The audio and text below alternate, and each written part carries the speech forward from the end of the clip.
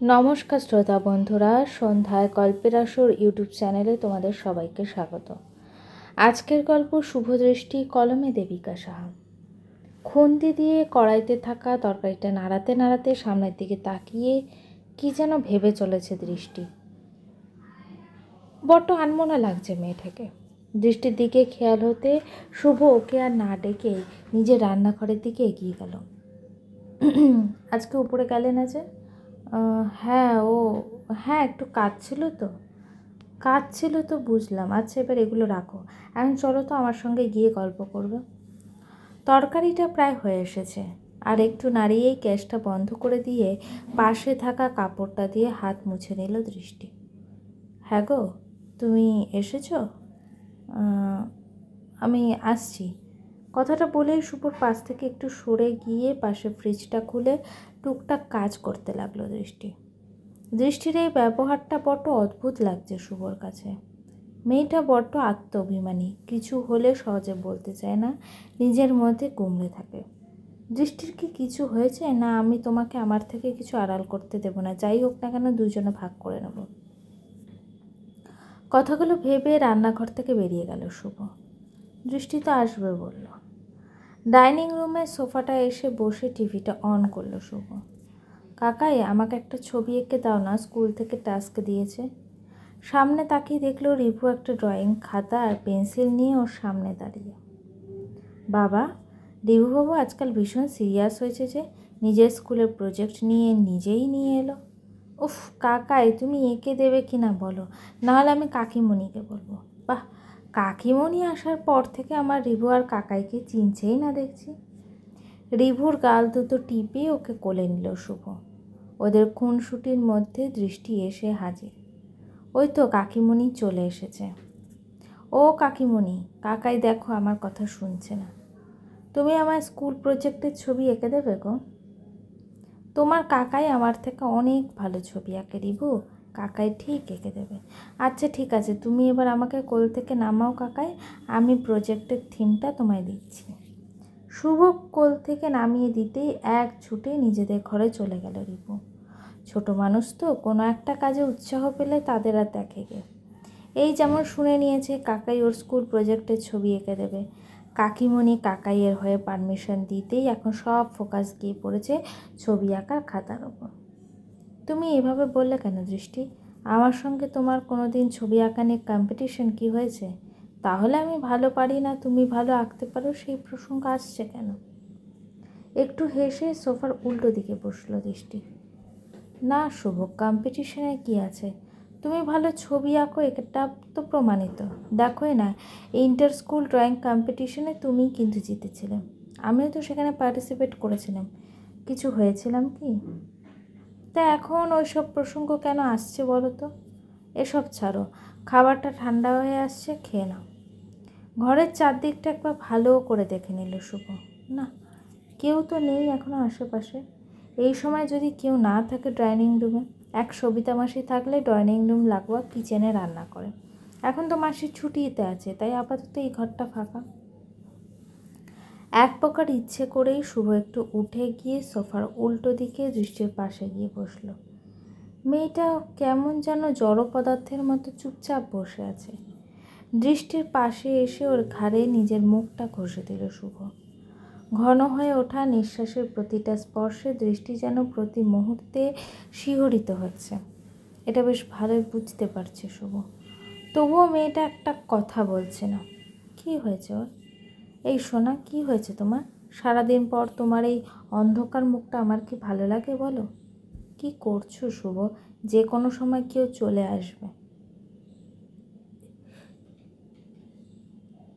তুমি এরকম করো না। আসুক, আমার বউকে আমি আদর করব, তাতে কার কি? শুভ প্লিজ ছাড়ো। না, ছাড়বো না, পারলে ছাড়িয়ে নাও। কথাটা বলে নিজের সঙ্গে আরও শক্ত করে জড়িয়ে ধরল দৃষ্টিকে। শুভ, কি হচ্ছেটা কি? আগে তুমি বলো কি হয়েছে, তুমি আমার সঙ্গে এরকম ব্যবহার কেন করছো? কি ব্যবহার করেছি? তোমার কোথাও ভুল হচ্ছে। কিচ্ছু ভুল হচ্ছে না, আমি আমার দৃষ্টিকে চিনি। আমি জানি দৃষ্টির কখন মন ভালো থাকে আর কখন অভিমান হয়। আমার কিছু হয়নি শুভ, আমার কিছু হতে নেই। এই যে ডার্লিং, কথায় অভিমানের সুর যে প্রকট, এবার চটপট করে বলে ফেলে তো কী হয়েছে। দৃষ্টিকে এখনও চুপ থাকতে দেখে শুভ ওকে আবারও নিজের দিকে ঘুরিয়ে নিল। তুমি কিন্তু আমার জেদটাকে খুব ভালো করেই জানো বেবি। তুমি যতক্ষণ না বলবে কি হয়েছে ততক্ষণ আমি তোমাকে এভাবেই ধরে বসে থাকবো। এর মাঝে যদি কেউ চলেও আসে আর আমাদেরকে এভাবে দেখিও নেয়, তাহলেও কিন্তু আমার কিচ্ছু করার নেই। নিজের হাত দুটো নিয়ে আলতো করে দৃষ্টির মুখটা ধরল শুভ। বলো না সোনা, কী হয়েছে? আমরা তো কথা দিয়েছি একে অপরকে যে কারোর থেকে কিছু লুকাবো না। যা সমস্যা হবে একসাথে সমাধান করার চেষ্টা করব। শুভর বুকের কাছে নিজের মাথাটা রেখে কান্নায় ভেঙে পড়ল দৃষ্টি। আসলে ভালোবাসার মানুষটার থেকে একটু আদরের আবদারের সমস্ত রকম অভিমান যেন ধুয়ে মুছে যায়। দৃষ্টির ক্ষেত্রেও ব্যাপারটা তেমন। শুভর কথায় একেবারে কান্নায় ভেঙে পড়ল মেয়েটা। এতক্ষণ যে কান্নাটা অভিমান, নিজের উপর হওয়া অপরাধটা পাথরের মতো বুকে চেপে রেখেছিল, সেটা যেন ঝর্ণার ঝলের মতো বয়ে যাচ্ছে নিজের মানুষের স্পর্শ পেতে। এই পাগলি, তুমি এরকম করছো কেন? আমি জানতাম আমার দৃষ্টির কিছু একটা হয়েছে। কি হয়েছে শোনা, এবার তো বলে ফেলো। আমি বলতে পারবো না শুভ, আমি জানি না কি করে কি বলবো। কি হয়েছিল বা কি হয়েছে কিছুই বুঝতে পারছি না। আমার শুধু নিজেকে অসহায় লাগছে, বড্ড অসহায় লাগছে। আচ্ছা বেশ, বলতে হবে না। তবে একটা কথা বলো তো, একটু আগে রিপুকে আঁকার কথা বলতে বলতে তুমি আমাদের স্কুলে সেই ড্রয়িং কম্পিটিশনের প্রসঙ্গ কেন তুললে? শুভ কী করে বুঝে গেল আমি তো ওই প্রসঙ্গে ওকে কিছু বলিনি? কী ভাবছো আমি জানলাম কি করে? আরে এইটুকু যদি বুঝতে না পারি তাহলে তোমাকে ভালোবাসলাম কি করে বলো তো? আর এইটুকু তো বুঝি বলো। মায়ের ঘরে তোমার ওই কম্পিটিশনের ছবিটা দেখেছি আমি। এবার শুভ যেন আকাশ থেকে পড়লো। যতদূর যেন ওই কম্পিটিশনের শুধু রেজাল্টটাই বেরিয়েছিল, ছবিগুলো তো আলাদা করে দেখানো হয়নি কাউকে। তাহলে ওই ছবিটা মায়ের কাছে এলো কী করে? দৃষ্টি কী বলছে এসব? কিন্তু ওই কম্পিটিশনের ছবি তো দেখানো হয়নি আমাদের। আমিও সেরকমই জানতাম শুভ, কিন্তু মায়ের ঘরে আমি ছবিটা দেখেছি আর মা বলছে ওটা তোমার আঁকা ছবি। পিসিমণির কোনো একটা এক্সিবিশনে দেখানোর জন্য মা বের করেছে ছবিটা। কিন্তু শুভ এই ছবিটা, কথাটা বলতে গিয়েও বলতে পারল না দৃষ্টি। আবারও কান্নায় ভেঙে পড়ল। ঠোঁট ফুলিয়ে কেঁদে চলেছে মেয়েটা, চোখ মুখ একেবারে ফুলে গেছে যেন। কী বলছো দৃষ্টি, বলো ওই ছবিটা কী? আমাকে বলো প্লিজ। ওই ছবিটা আমার আঁকা। কথাটা বললেই আবারও কান্নায় ভেঙে পড়ল দৃষ্টি। তবে এই মুহূর্তে দৃষ্টির এই একটা কথাতে শুভর যেন চারদিকটা কেমন শূন্য লাগছে। কী বলছে সব দৃষ্টি? এতদিন পর ছবিটা এলো কোথা থেকে? মায়ের কাছেই আসলো বা কী করে? আর পিসিমণির এক্সিবিশন, কী হচ্ছে এসব? আর একটু আগে দৃষ্টি কী বললো ছবিটা ওর আঁকা? হঠাৎ করে নিজের চারদিকটা কেমন যেন অন্যরকম মনে হচ্ছে শুভর কাছে, কেমন যেন অজানা সব। হ্যাঁ, সে আমি তোকে ছবিটা দেখাতেই পারি, তবে এত বছর পর তুই হঠাৎ ওই ছবিটাকে নিয়ে পড়লি কেন? ছবিটা যে তোমার কাছে আছে সেটা তো এত বছর পর জানলাম। একটা সামান্য ছবি নিয়ে ছেলের এই প্রশ্ন ভালো লাগছে না জয়শ্রী। একটু বিরক্তি নিয়ে ছেলের দিকে তাকালো। কি হয়েছে বলতো শুভ? রাত অনেক হয়েছে, এত রাতে কবেকার একটা ছবি নিয়ে পড়েছিস? আমাকে একবার ছবিটা দেখাও মা, সত্যি অনেক রাত হয়েছে, এই ছবি নিয়ে কথা বাড়িয়ে আমিও আর সময় নষ্ট করতে চাইছি না। আর কথা বলেন না জয়শ্রী দেবী। ছেলেমেয়েরা বড় হয়েছে, যেটা বলছে মাঝে মধ্যে শুনে নেওয়াটাও দরকার। ওই ছবিটা টেবিলের ওপরেই রাখা ছিল, ওটাকে তুলে এনে শুভর হাতে ধরিয়ে দিল। এতক্ষণ মনটা খানিকটা দ্বিধাদ্বন্দ্বের সংমিশ্রণে অদ্ভুত এক অনুভূতি ছিল। তবে ছবিটা দেখার পর নিজের কাছেই নিজে অনেকটা ছোট হয়ে গেল শুভ। বুঝতে খুব একটা অসুবিধা হলো না কি হয়েছে। এতদিন যে ড্রয়িং কম্পিটিশনে জেতার জন্য নিজের প্রতি অহংকার জমে গিয়েছিল না চাইতে, আজ যেন এক ধাক্কায় এতগুলো বছরের যত্নে লালিত হওয়া অহংকারের ঘরটা ভেঙে চূর্ণ হয়ে গেল। চোখের সামনে ভেসে উঠলেও সেই কিশোরের মুখটা, যে নাকি জেতার আনন্দে মশগুল ছিল। কী হলো দেখেছিস ছবিটা? এবার দে আমার কাছে রেখে দিই, তোর পিসিমণি আবার কাল নেবে বলেছে এটা। কথাটা বলে শুভর হাত থেকে জয়শ্রী ছবিটা নিতে গেলে শুভ নিজের হয়ে কয়েকটা কথা বলল। এই ছবিটা আমার কাছে থাকুক, আমি পিসিমণিকে দেব। কথাটা বললে আর 1 মিনিটও অপেক্ষা করলো না শুভ, বেরিয়ে এলো মায়ের ঘর থেকে। রাত অনেক হয়েছে, শুভ এখনও ঘরে আসছে না দেখে দৃষ্টির একটু চিন্তাই হলো। দুপুরে ছবিটা দেখার পর থেকে একটা খারাপ লাগা মনকে ঘিরেছিল, তাই না চাইতেও হয়তো শুভকে কিছু কথা শুনিয়ে দিয়েছে। এটাও ঠিক, শুভ আজকে ওভাবে জোর না করলে দৃষ্টি কিছুতেই ওর খারাপ লাগার কারণটা শুভকে বলতে পারতো না। কী বা বলতো, বলার মতো কোনো কথা তো নয় এটা। আয়নার সামনে দাঁড়িয়ে চুল আঁচড়াতে আঁচড়াতে এই কথাগুলোই ভাবছিল দৃষ্টি। হঠাৎ দরজার লকটা আটকানোর শব্দে খেয়াল হলো শুভ এসেছে। তবে শুভ ঘরে ঢুকে এই মুহূর্তে দৃষ্টির সঙ্গে একটা কথাও না বলে কাভার থেকে টাওয়াল আর একটা গেঞ্জি বার করে ওয়াশরুমে ঢুকে গেল। এত রাতে স্নান করবে, ঠান্ডা লেগে যাবে তো। শুভর উদ্দেশ্যে কথাটা বললেও ছেলেটা হয়তো শোনেনি। দৃষ্টির বাইরে একটু খারাপই লাগলো শুভর জন্য। কি জানি ব্যাপারটা শুভ কিভাবে নেবে, সত্যিটা জানতে পারলে তো ওরও খারাপ লাগবে।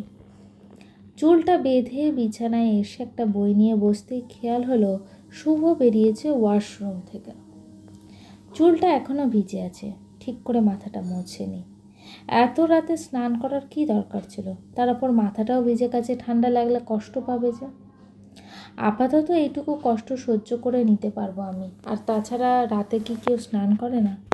তোমার তো রাতে স্নান করার অভ্যাস নেই, সে তো আমার অনেক কিছুরই অভ্যাস নেই, বা বলতে পারো অভ্যাসটা তৈরি করা হয়নি আমার মধ্যে। আর এই অভ্যাসটা তৈরি করা হয়নি বলে আমার জন্য অন্যকে কষ্ট পেতে হয়েছে। শুভ যে কোন দিকে টেনে কথাগুলো বলছে সেটা বুঝতে অসুবিধা হলো না দৃষ্টির। দৃষ্টি, আমি আজকে তাড়াতাড়ি ঘুমোবো, প্লিজ লাইটটা অফ করে দেবে? আর তুমি যদি পড়তে বসো এখন, তাহলে আমি স্টাডি রুমে গিয়ে শুয়ে যাচ্ছি। শুভর হঠাৎ এরকম একটু কথায় খারাপই লাগলো দৃষ্টি। কোথায় ভেবেছিল আজকে শুভকে একটু জড়িয়ে থাকবে সারা রাত, মাথাটা বড্ড ধরেছে, ওর সংস্পর্শ থাকলে হয়তো আর একটু ভালো লাগবে। শুভর স্নান সেরে আসতে দেরি হচ্ছিল দেখে বইটা খুলেছিল দৃষ্টি, নাহলে এখন বই পড়ার কোনো ইচ্ছেই ছিল না ওর। শুভকে শুয়ে পড়তে দেখে একটা দীর্ঘ নিঃশ্বাস নিয়ে দৃষ্টি লাইটটা অফ করে দিল। তারপর নিজেও চুপচাপ শুভর পাশে শুয়ে পড়ল। প্রায় আধ ঘন্টা হয়ে গেলেও কারোর চোখে ঘুম নেই। তুমি তো স্টাডি রুমে গিয়ে পড়তে পারতে, বেকার আমার জন্য পড়া নষ্ট করলে। আমার ঘুম পাচ্ছিল। তাহলে এখনও ঘুমাওনি কেন? তুমিও তো ঘুমাওনি শুভ। শুভর কিছু বলল না, আবার চুপ হয়ে গেল। তবে এই নীরবতাটা দৃষ্টি আর নিতে পারছে না, বড্ড অসহায় লাগছে। অন্যদিকে ঘুরে বালিশে মুখ গুজে ফুপিয়ে কেঁদে উঠল মেয়েটা। আমি জানি দৃষ্টি তুমি কাঁদছো, কিন্তু আমি চাইলেই তোমাকে জড়িয়ে ধরতে পারছি না, নিজেকে বড্ড ছোট লাগছে। বারবার মনে হচ্ছে আমার জন্য সেই ছোটোবেলায় তুমি একটা সাফল্যকে ছুঁতে পারোনি, যেটা তোমার পাওয়ার ছিল সেখান থেকে তুমি দূরে সরে আছো শুধু আমার জন্য। আমাকে জানতেই হবে পিসিমণি কেন করলো এরকম। পিসিমণিকে এবারে আমার মুখোমুখি হতে হবে, আমার সব প্রশ্নের উত্তর তোমায় দিতেই হবে পিসিমণি। রাতটা প্রায় নির্ঘুমেই কাটলো দুটো মানুষের জন্য, তবে কেউ কারো পরিস্থিতিটা বুঝতে পারলো না, বা হয়তো একটা অধরা ঘটনা বুঝতে দিল না ওদেরকে। সকালবেলায় নীলাপু যে শাড়িটা পছন্দ করে দিয়েছিল সেটা পরে আয়নায় বারবার নিজেকে দেখছে আহেলি। নীলাপু ভুল কিছু বলেনি, সত্যি শাড়িটাতে ওকে ভালো লাগছে। কি মনে হতে নিজের ফোনটা হাতে নিয়ে একটা ছবি তুলল নিজে। আচ্ছা, এই ছবিটা নীলাপুকে পাঠাবো? কথাটা মাথায় আসলেও ঘড়ির দিকে তাকিয়ে এত রাতে পাঠানো ঠিক হবে কি না ভেবে একটু দ্বন্দ্বেই পড়ল। যদিও আহেলি জানে যে রাত 2টোর আগে নীলাব ঘুমায় না, তাই সাহস করে নীলাবর হোয়াটসঅ্যাপেই পাঠিয়ে দিল ছবিটা। তবে একটু ভয়ও লাগছে, এত রাতে একটা ছেলেকে নিজের ছবি পাঠানোটা কি ঠিক হলো? কিছু মনে করবে না তো? 5 মিনিট হয়ে গেলেও ছবিটা সিন হলো না, তার মানে হয়তো ঘুমিয়ে পড়েছে। ফোনটা বন্ধ করতে যাবে এই সময় হঠাৎ খেয়াল হলো ব্লু টিক পড়েছে, তার মানে ছবিটা সিন করেছে নীলাভ। একটা অজানা উত্তেজনায় বুকটা যেন কাঁপতে লাগলো। স্থির পাথরের মতো ফোনটা হাতে নিয়ে দাঁড়িয়ে রইল আহেলি। তবে কিছুক্ষণ কেটে গেলেও রিপ্লাই না আসাতে এবার বড্ড ভয় লাগছে আহেলির। কিছু খারাপ ভাবলো কি ছেলেটা?